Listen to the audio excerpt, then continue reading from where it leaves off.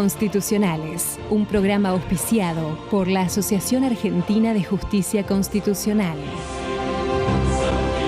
Bienvenidos a Aires Constitucionales, espacio de la Asociación Argentina de Justicia Constitucional. Sus autoridades y miembros queremos expresar nuestro profundo pesar por la partida física de nuestro querido Papa Francisco, que ha regresado al Padre y se encuentra descansando en paz, habiéndonos dejado su amoroso legado lleno de sabiduría.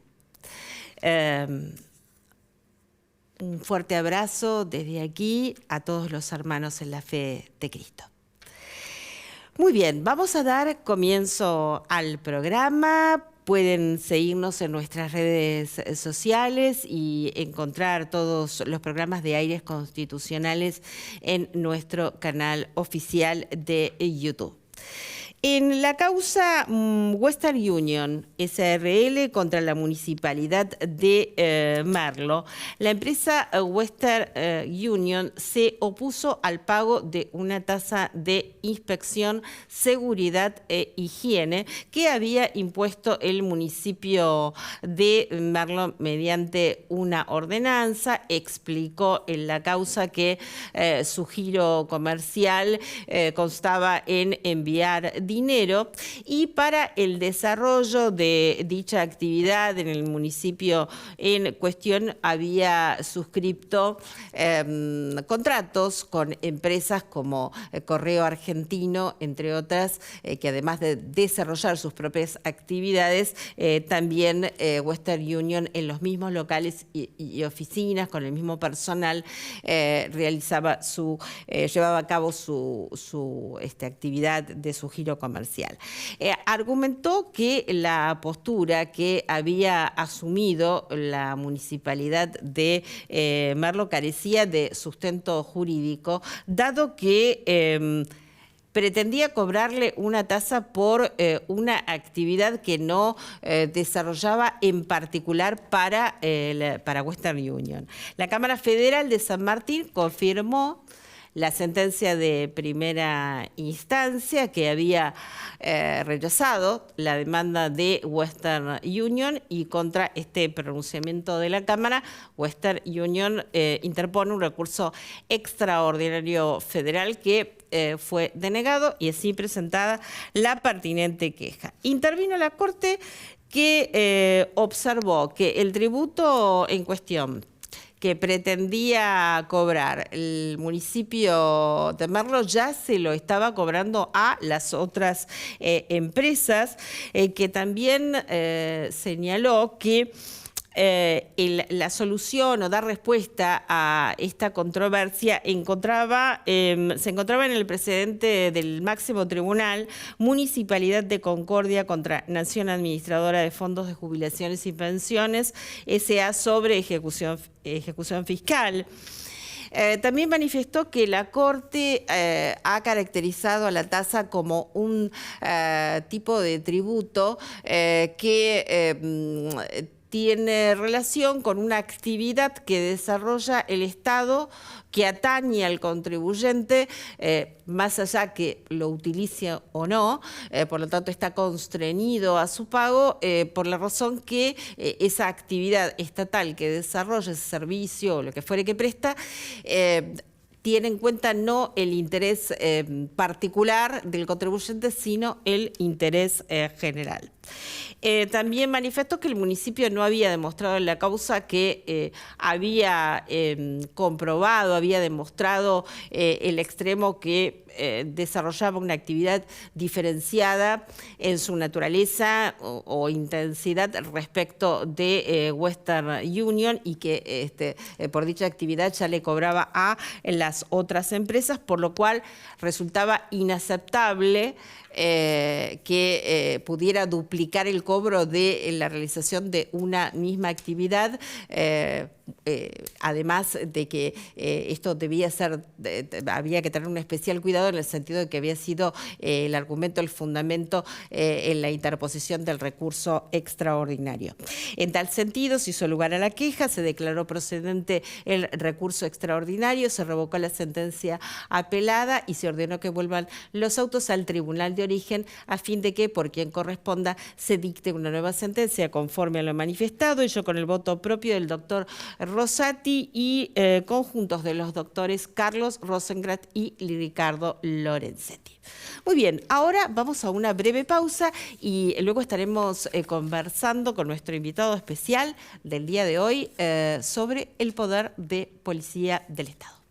Aires Constitucionales, un programa auspiciado por la Asociación Argentina de Justicia Constitucional.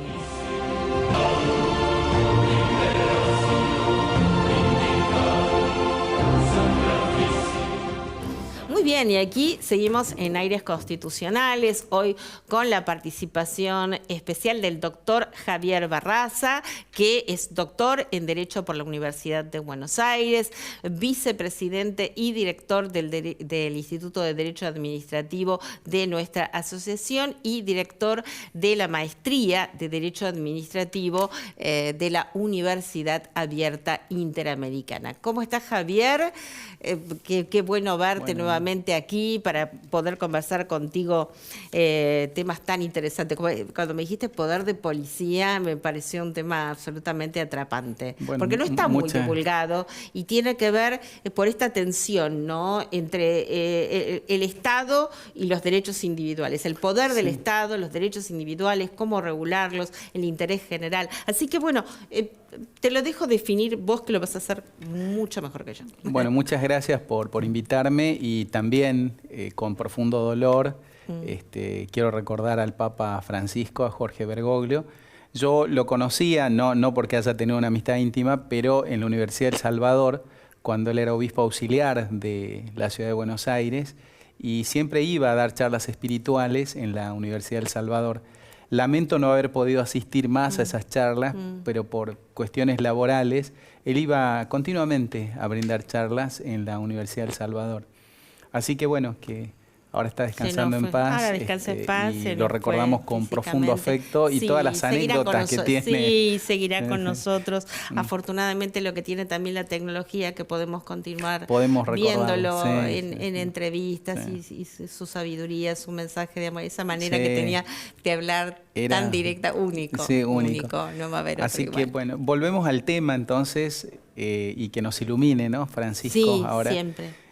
En el tema del poder de policía, uno de los grandes temas del derecho constitucional, del derecho administrativo, hay que hacer una diferenciación porque no es lo mismo policía que poder de policía. Claro. Este es un término que se confunde usualmente. Totalmente. Poder de policía es la facultad que tiene el Congreso Nacional o un órgano legislativo para limitar los derechos individuales en procura de salvaguardar el interés general. Claro. O sea, es un poder que tiene únicamente el Congreso, porque acá estamos hablando de limitar derechos. Es un poder regulatorio. Un poder regulatorio, en algunos casos hasta cercenador de derechos. Claro que sí. Pero ¿quién es el único autorizado para esto en nuestro sistema constitucional? El Congreso Nacional. Claro, es a través de las normas. Entonces, usualmente uno de los problemas que se plantea es que se utiliza impropiamente el término poder de policía y se le atribuye esta potestad a un órgano administrativo o ente administrativo. Sí. Uno puede ver en leyes o en normas infraconstitucionales que dicen el órgano tal o la obra social tal tiene poder de policía. De ninguna manera. Lo que podrá tener es el ejercicio de una función administrativa denominada policía. Policía es una facultad, una función administrativa que concreta las normas de poder de policía. Claro. Es una función eminentemente administrativa. La policía que nosotros conocemos es la policía de seguridad. Claro.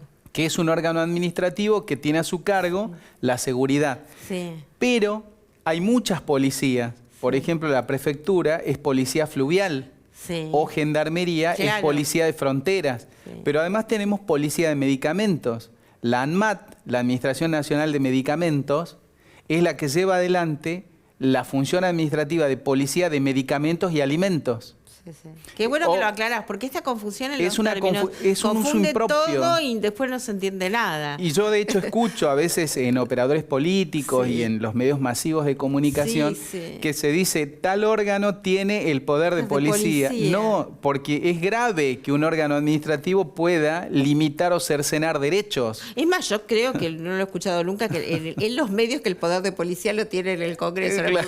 Nunca. Bueno, ese es un uso impropio, pero además es grave, porque acá estamos hablando de limitar derechos.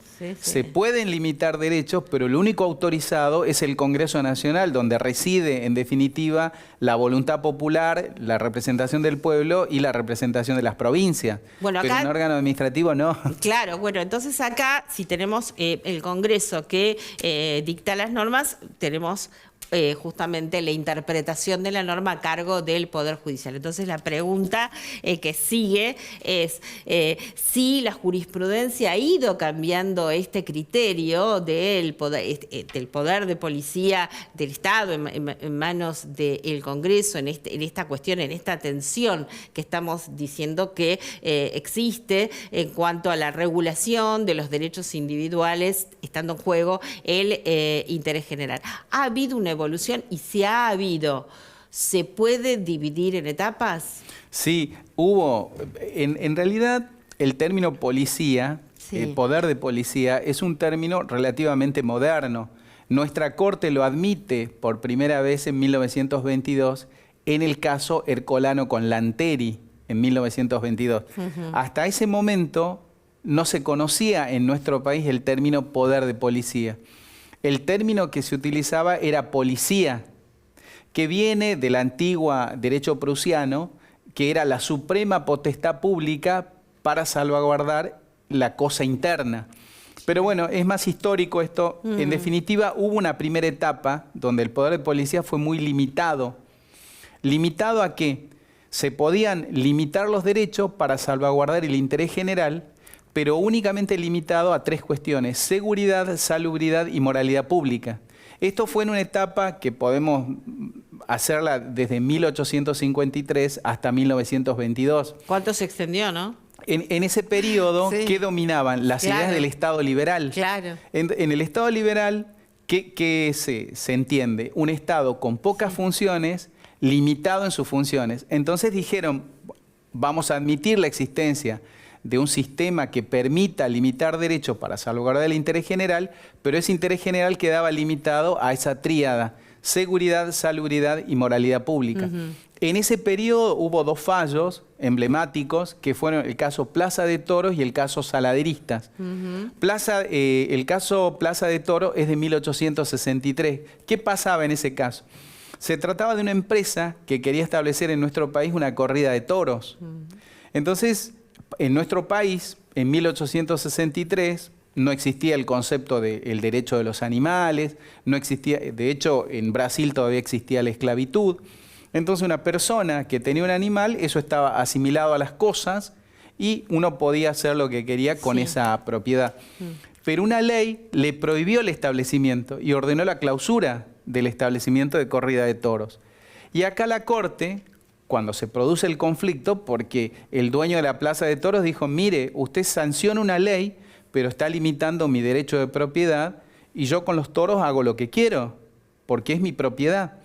Y ahí la Corte lo que dijo era que corresponde al Estado proveer lo conducente para asegurar seguridad, salubridad y moralidad pública. En este caso la Corte entendía que propiciar la matanza de animales era propiciar sentimientos malsanos en la comunidad y entonces en ese caso el interés general se debía proteger prohibiendo esa actividad. Eso con el caso Plaza de Toros. Y el caso Saladeristas, unos años después, en 1887, se trataba de las empresas que se dedicaban al salado y grasería de carnes. ¿Qué hacían las empresas? Trabajaban a la vera del riachuelo y los desperdicios de la actividad los tiraban al riachuelo y así quedó una zona infecto-contagiosa. Entonces, una ley de la provincia de Buenos Aires ordenó la clausura también de los establecimientos de los saladeros.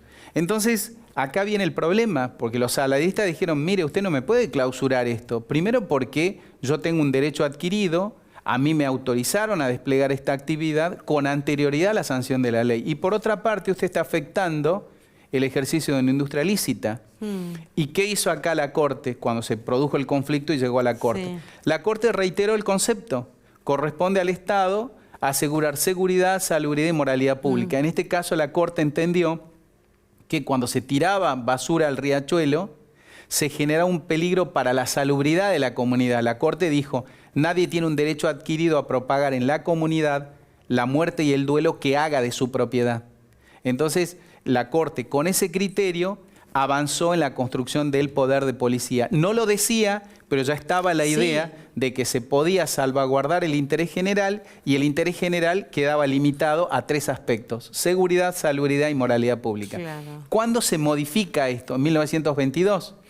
1922 se produce un caso que fue por locaciones urbanas. O sea, el problema lo tenemos hace más de 100 años, el tema de locaciones urbanas. Se trataba de una ley que había congelado el precio de los alquileres. O sea, le estableció al propietario que no podía cobrar un precio mayor al que había cobrado a enero de 1920. La ley era de septiembre de 1921 y le decía al propietario, señor, usted no puede cobrar más de lo que cobraba al 1 de enero de 1920. Y el propietario puso el grito en el cielo, porque dijo, yo cobro el precio que yo quiero, lo pacto como yo quiero y avanzo en el ejercicio de propiedad y la libertad contractual.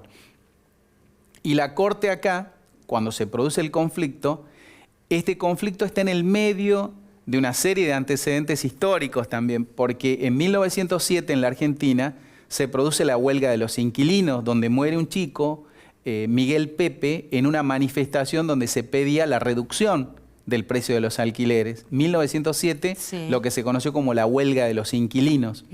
Pero además, el otro problema era que en 1918 llega a nuestro país la segunda oleada inmigratoria, fundamentalmente italianos y españoles que vienen después de la Primera Guerra Mundial y se establecen en nuestro país.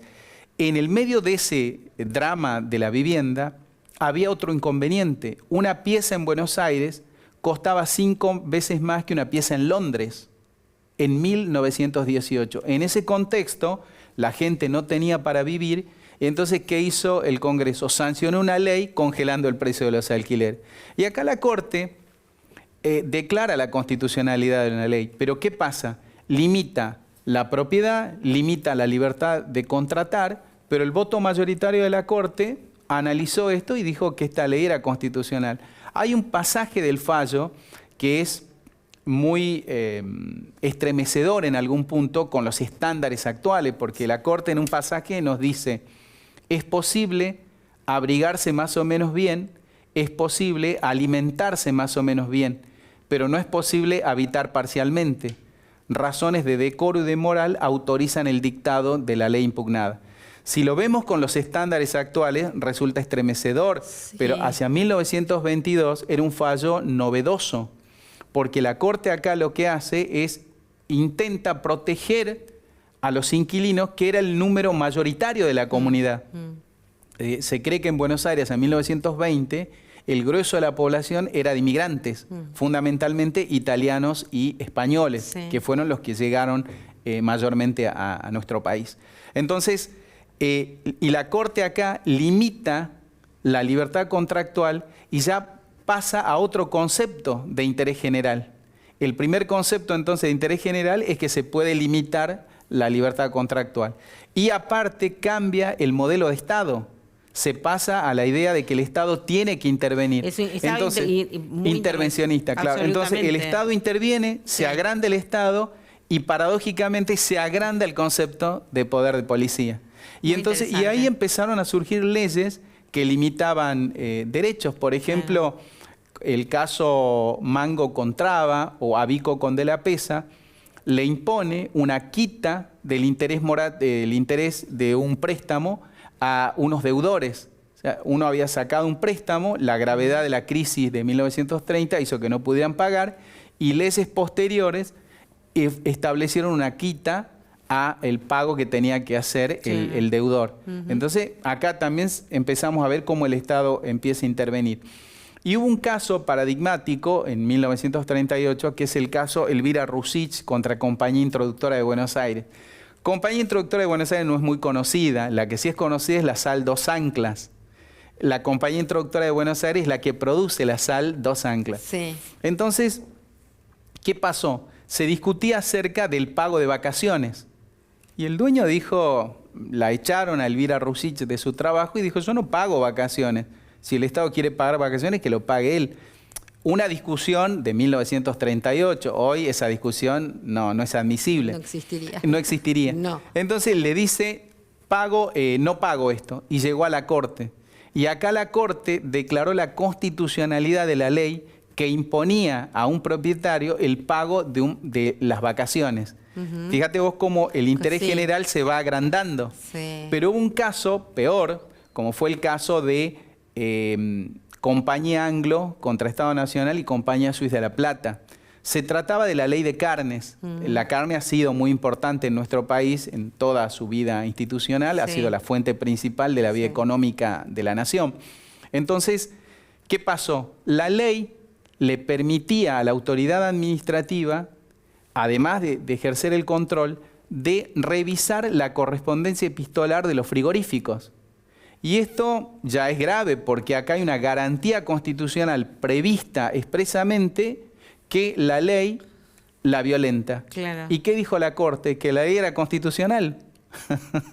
Una cosa es estremecedor. La Corte lo que dijo es que es choqueante. Claro, la ley decía que el Estado quedaría indefenso si un grupo de empresas podrían realizar lo que al Estado le niegan.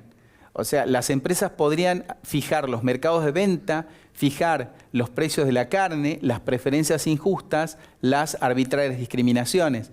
Es decir, por un exagerado concepto de libertad comercial, las empresas podrían hacer lo que al Estado le niegan, que es la regulación y control de la fuente principal de la vida económica de la nación.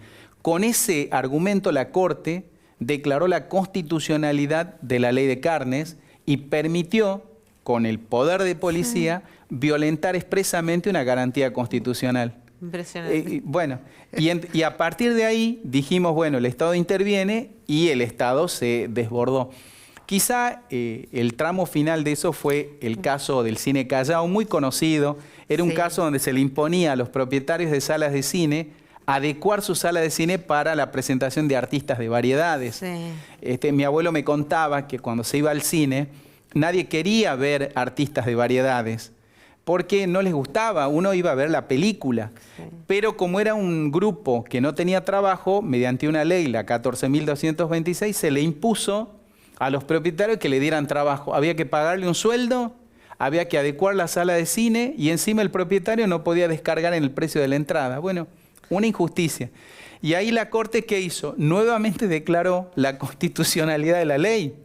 O sea, estableció que ese poder de policía también implicaba limitar la libertad de desplegar una actividad comercial para salvaguardar el interés general, en este caso, los artistas de variedades que no tenían trabajo. Bueno, y esto se limita a partir del Estado neoliberal, cuando en 1989 cambia la idea del Estado neoliberal, la idea de un Estado limitado en sus funciones, y juntamente con eso también se limita el poder de policía. Es decir, esto sigue la suerte y los avatares de la concepción que uno tenga del Estado. El Estado se agranda, el poder de policía se agranda. El Estado se achica, el poder de policía se limita. Y de los gobiernos también, en cuanto a las políticas públicas. Por eso, estabas hablando, hoy el presidente de la Nación sigue un camino de un achicamiento del Estado. Los contratos de alquiler, por ejemplo, que ya veníamos con una problemática por la intervención del Estado, bueno, se liberó. Ahora es libre, cada uno. Nos quedó un montonazo de temas para tratar, lo dejamos para una próxima entrevista, ¿Cómo no? ¿te parece? Muchas gracias, muy amable. Sí, bueno, gracias por invitarme. Gracias a vos. Hasta luego. Muy bien, nosotros nos volvemos a encontrar como siempre aquí en Metro.